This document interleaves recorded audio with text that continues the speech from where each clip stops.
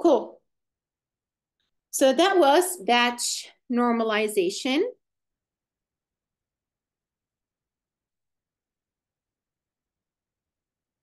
Now let's move to another operation. So we are still visiting the GNN layer operations and the different building blocks. So we learned about previously, so we have seen aggregation, transformation, message passing. We have seen batching and sampling and batch normalization. We also have seen nonlinearity and prediction heads. And now we will see the final element in this block, which is the dropout. Okay, so the dropout, it's a layer that it comes after a batch normalization, and it has been introduced and motivated in the literature. So let's see why this layer has been introduced. But first, let's start with this kind of, GNN layer. Okay. So this example right here, it presents a single GNN layer with different building blocks. So as I mentioned before, we can first aggregate and then do the linear transformation, BN and dropout and activation, etc. So in this case here, this is the order, one particular order that in which we can define the elements of one single GNN layer, and then we can stack the layers, layer 1, layer 2, layer 3, etc. Okay, so one single layer here has the following operations. First, we have a linear transformation. This is by our W. So we first transform the original features. Then we perform batch normalization, okay? So of course, we need to do the batching and pre-process the data, prepare the data in terms of splits and stuff like that. But once we do that, then for each batch, we're going to do for a linear transformation, a BN, a dropout here for our whole network, okay? So we have a node dropout, activation function applied. So this is our A. Now we can add some attention mechanism. We have seen some, aggregation rules with attention. So we can do these two together, attention and aggregation all together. And the last one is basically the aggregation, okay, step. So this whole block right here, composed of all these elements, it defines the final transformation that we want to learn with all its subcomponents. So remember, when the main or key building blocks or operations of a neural network is first or second, so two things basically is to transform and here aggregate, or we can swap them. We can first aggregate and then transform the node embeddings, the original embeddings, all right? So one can include actually different deep learning modules depending on the downstream task. For example, you can also add MLP layers before or after GNN layers. So you can add some more deeper transformations here if you want multiple layers of MLPs to transform your features linearly over and over again with also some sigmoid functions, or non-linearly, right? If you have nonlinear activation. So you do multiple nonlinear transformations, and then you do BN, dropout, activation, and maybe aggregation. So there are different ways of designing your GNN layer. And this is an active area of research. How can we optimize and design in the best way with the right rationale and motivation the GNN layer? So the design of a general GNN layer, as I mentioned, it's still an active area of research. And yeah, so here, what you guys notice, so all of these elements, we already know these elements, right? These building blocks and operations, except for the dropout. So the dropout is actually a very simple idea. So what is dropout? So the conventional dropout in deep learning, just a reminder, so it has been introduced to regularize the network. So it acts as a regularizer. So you can see we are adopting or using different strategies to regularize the network learning, smooth the loss function, including BN, including randomness, including mini batching. So at different layers or different stages of your learning or different components, you try to regularize. And this allows us to kind of help avoid, I would say, not for sure avoids overfitting, but it helps kind of tone down the overfitting. And the dropout is usually applied right after a BN, a batch normalization layer. Okay, so here So conventionally during training, we randomly set neurons to 0. So we drop them out with a probability P in a particular layer. So this is during the training. So the conventional dropout drops neurons during the training. So which means they have no contribution to the learning. But here, let me just go back. So in here and during the testing, we use all neurons for computation. So we reinstate, like the neurons during computation, we just pass, feed forward the input data throughout the whole network to get the final Y or the final target output, okay? So for example, if we drop out a few neurons, so let's do some dropouts in this layer. So if we drop out this neuron right here, so I'm gonna remove this one. So this will be one neuron dropout in this layer. And we will remove all of its connections, right? So this will get removed. So our network is basically, so there is one, let me add this. So there is one missing here. Okay, cool. Now it's all is good. So yeah, so you guys can see this is with a dropout. So we reduced, during training, reduced the size of the network. And this random drop of the neuron, it reduces the size, okay, of the neural network during training, the neural net, and it's actually a good thing to have. So, and it regularizes, okay, the loss and tries to avoid overfitting. So now dropout for GNNs. So there are different ways. So in a GNN, we can also do it in the same way, conventional dropout. So we can, it follows a BN layer. So in the absence of a BN layer, if you don't have a batch normalization layer, but ideally you would, but if you don't have a batch normalization layer, the dropout is applied to the linear layer directly in the message function. So we will apply it right after the linear layer. So the dropout will come right after the linear layer. And this is, kind of, the order that we have right here, okay? So now let's look at different examples here from a paper that we will discuss in a minute. So the first example that we have is, we have this, graph neural network, okay? So this is our graph. This is the current node that we have, all right? And then we want to randomly drop training nodes that are within the vicinity or within the neighborhood of this node, okay? So the first one, this is an illustration of 4 possible dropout combinations from an example with 2-hop neighborhood around you, okay? So first we have a 0 drop. So this is 0 dropout. We don't drop any nodes. We have 2 different 1 dropout. So this is 1 dropout. So here you completely disconnect, right? So then your graph will be reduced to this part. If we drop, this is also another random drop out. So now this is your graph. You're going to process this graph, okay? And we have a 2 dropout. It means you're dropping randomly 2 nodes at the same time. So your graph will be reduced to this part. All right, so that's your computational graph on which you're going to use the aggregation and the tracing, you will work through, back through different layers of neighborhoods to do the node embedding update for node U, okay? So, right, so this is from Drop GNN, published in 2021, so it's a recent paper. So let's look at this paper, just a basic idea.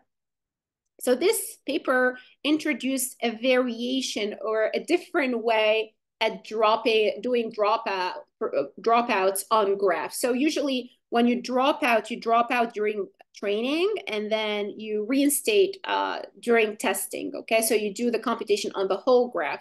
Here they present a different alternative. So in this paper called, random dropouts, increase expressiveness of graph neural networks. So we will study some properties of the graph neural networks in the coming sessions. So we'll have, expressiveness, invariance, and equivariances to note permutations.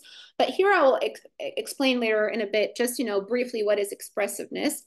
But before we do that, let's look at this algorithm. How does drop GNN work? So here, basically what they do, they remove or drop out each node in the graph with a small probability P. Okay, that's fine. So this has been done before.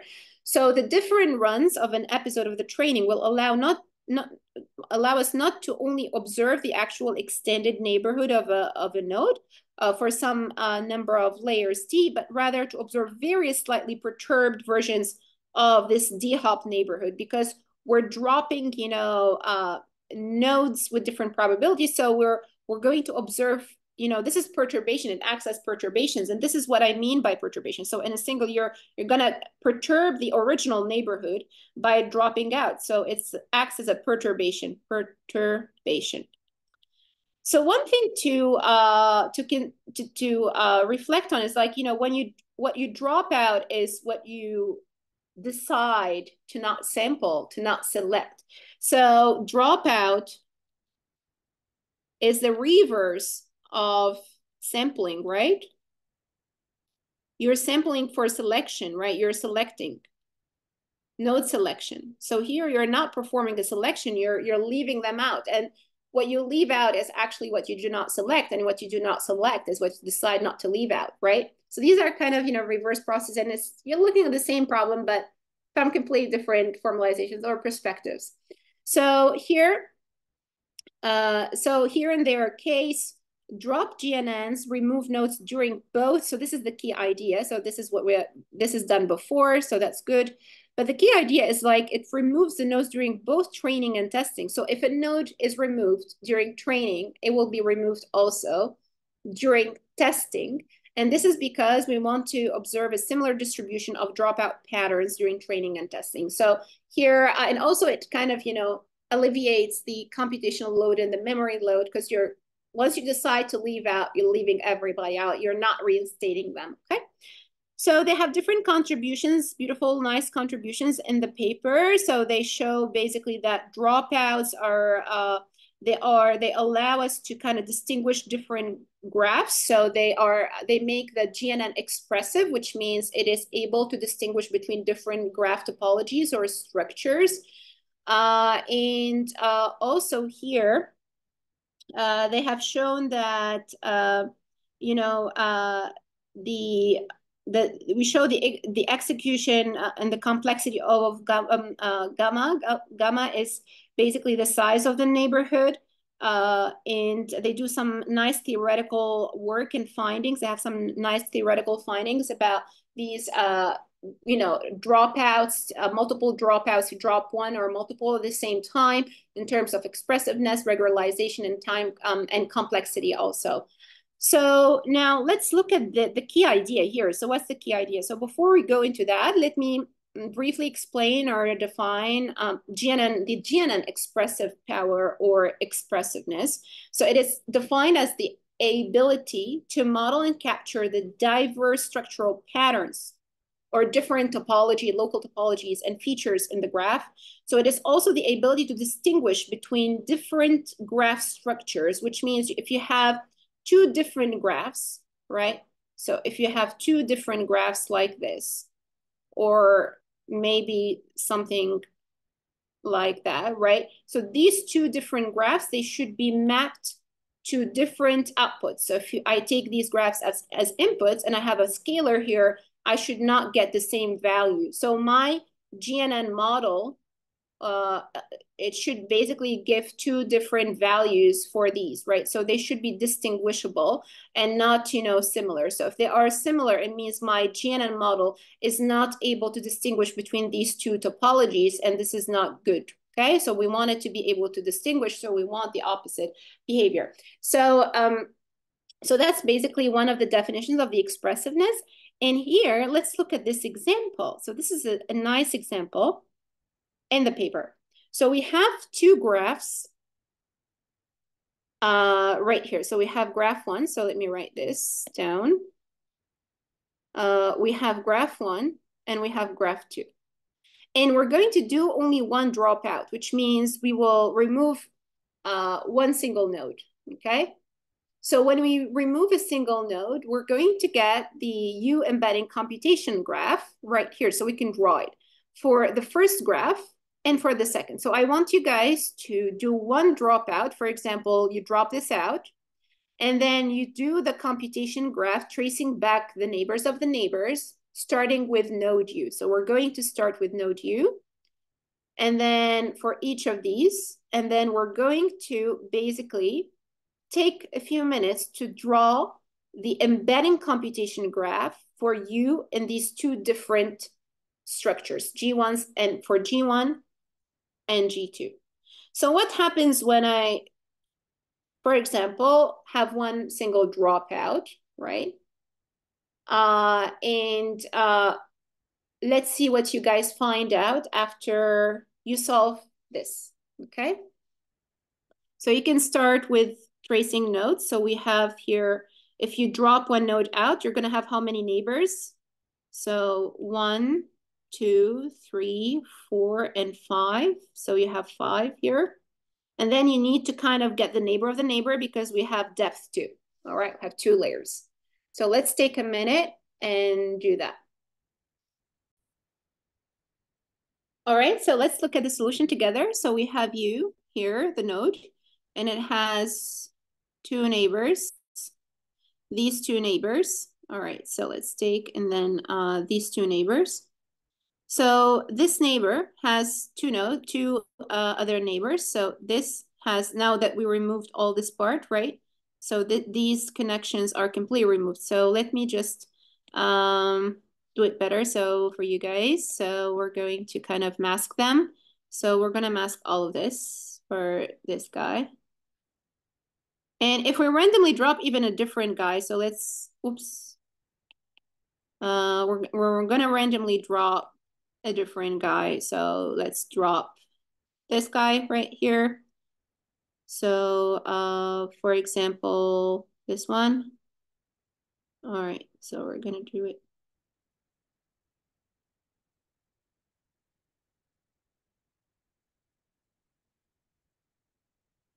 Oh, we actually, so if I drop this one, so I'm gonna remove these 2, and just these edges. All right, cool. So now let's see when we do this, what happens. So first, this guy right here has two neighbors, these 2. This one also, right here, has, it has actually 3 neighbors, all right? So 1, 2, 3. So we're gonna put it over here. Let's put it over there. All right. So 1, 2, 3. And then we have this one. It has also 3 neighbors, 1, 2, 3. 1, 2, 3. And then the final one, so we have another one right here. So this guy has also 3 neighbors. So 1, 2, 3. And then we will put a different color for this guy, which has only 2, right? 2 neighbors. So 1, 2. And we're gonna do the same for the second graph. So this is U. So let's start with the same, maybe with a different color. So here, this guy has 3 neighbors. So we're gonna put it just right. So 1, 2, 3. And then we're gonna use the orange guy. So here, this guy has also 3. So we have 1, 2, 3. And then we're gonna use this guy right here, has 2. So I'm trying to follow the same architecture. They could be different, but it's fine. And then this guy right here with red, all right, has also 2 neighbors of my neighbors. And then the last one is this guy right here, has 3 neighbors. So what do you guys notice? We have exactly the same computational graph for this node. If you do one dropout, which means we're gonna get exactly the same embedding because we have, not exactly the same embedding, but basically the same structure, right? So the embedding will be slightly different because we'll remove not the same, exactly the same nodes. So it's not the same embedding, but the computational graph is identical, which, may lead to some, similarities between these. depending on here, you know, of course, which node represents which node, right? If we have some permutations here. But the idea is basically these are not separable. So the two graphs are not separable by one dropout, because when we do one dropout, we find exactly the same graphs and the same computation graph.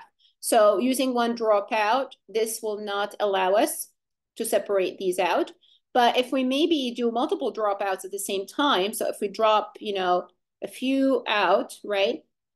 Maybe then we can, this is a question you guys can explore. So if we drop 3 out or 2 out, will these be distinguishable, right? Will we get different computational graphs? So this is something that you can explore and look at, okay?